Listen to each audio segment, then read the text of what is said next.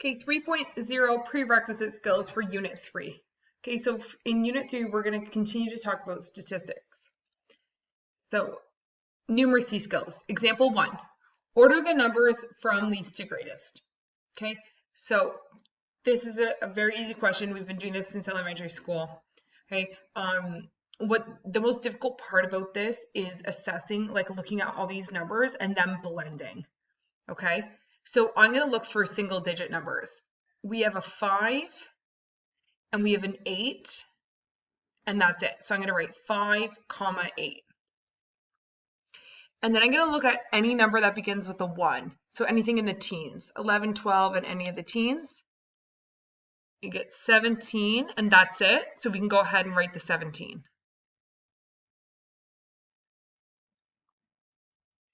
Now I'm going to find the numbers that start with 2.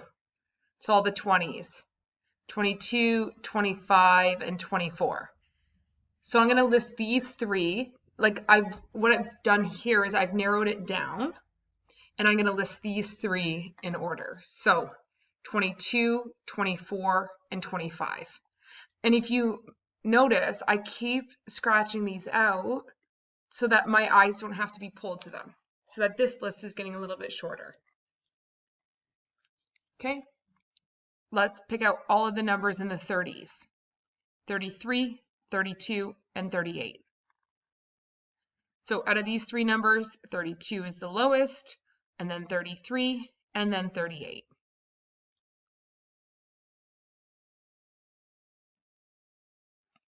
Now the 40s, I have 41 and 43.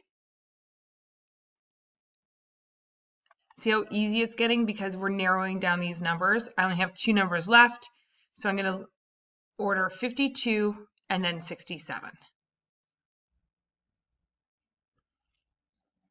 Okay, this may seem like a tedious skill. However, when we're doing mean, median, and mode, this is going to come into play. Now, example 2, evaluate. So this is a skill that we're going to use when we are finding the average or the mean. Okay, so what we're going to do is we're going to evaluate and then we're going to round our answers to 2 decimal places. Okay, so what we have to do is we have to put in this entire numerator into our calculator and we have to calculate this. So I get 149. And you have to press equal, like the equal sign, in order to get this 149, and then divide by 7. Okay, so in your calculator, this is easy work. 21.29. Okay, here's my warning. If you don't put in this bracket, what it's going to do is it's going to add up all of these numbers. I'm going to show you what this looks like in your calculator. 5 plus 29 plus, okay, so if you put plus 30 divided by 7, if you put this in your calculator, what's going to happen is your calculator is going to read BEDMAS. So the first thing your calculator is going to do is divide 30 divided by 7.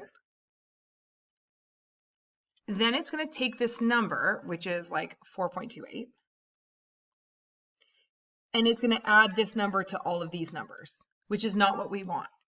We want the sum of all of these numbers divided by 7. So that's why it's super important to just do the numerator, press equals, and then divide by 7.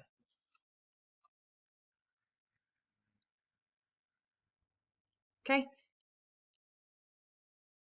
Okay, now we're going to interpret graphs. So this is a continuation of last unit. So example 3, the graph on the right shows the birthday month for the students in grade 11 mathematics. State the type of graph that's being used. Okay, so this is specifically a bar graph. And it's a bar graph because the bars don't touch. Okay, and we also know that it's a bar graph because the month is categorical. Okay, it's not a number. Okay, not a number.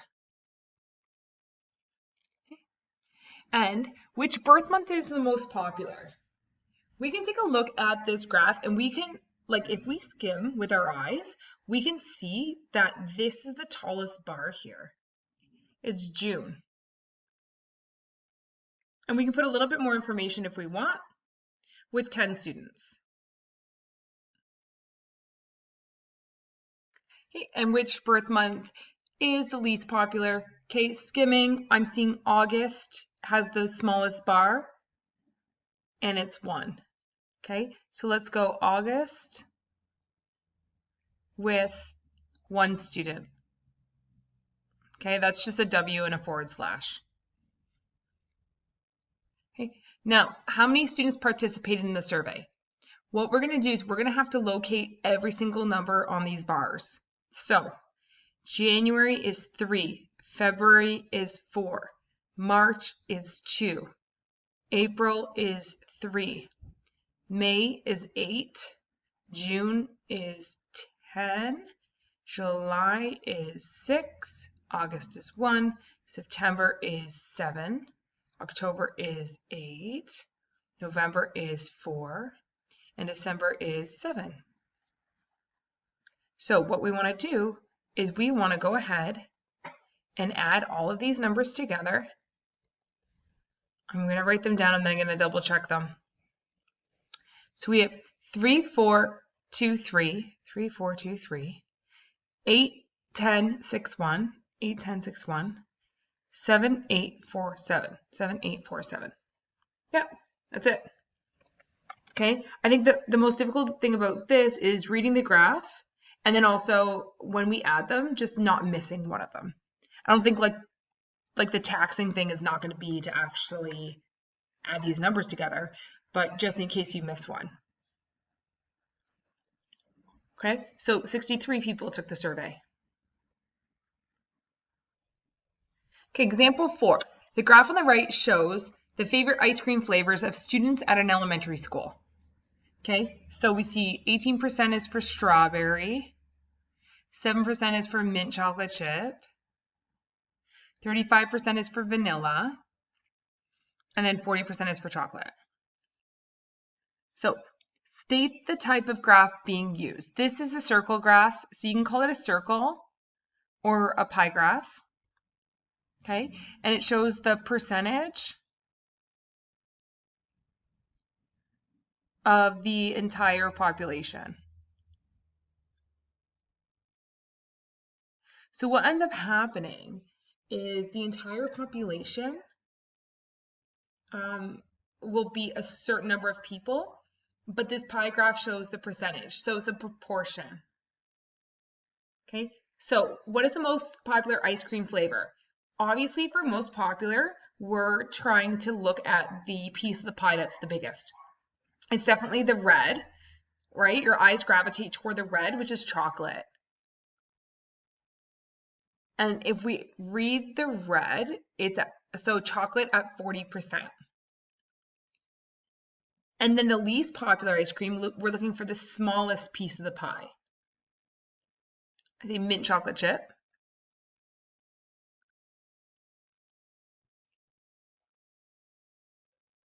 Okay, and that's at 7%. And D, what do the percentages add up to? And then does this make sense? So let's go around the circle and let's add up all the percentages. So 18 plus 7 plus 35 plus 40. Okay, because there's 4 flavors, so obviously we're going to be adding up 4 numbers. And when we add these up, we get 100. Okay, so of course, yes, this makes sense because the entire, what is it called, class? Students in an elementary school.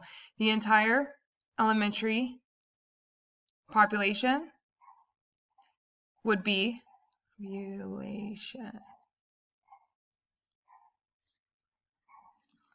100%, right? So 100% is the whole.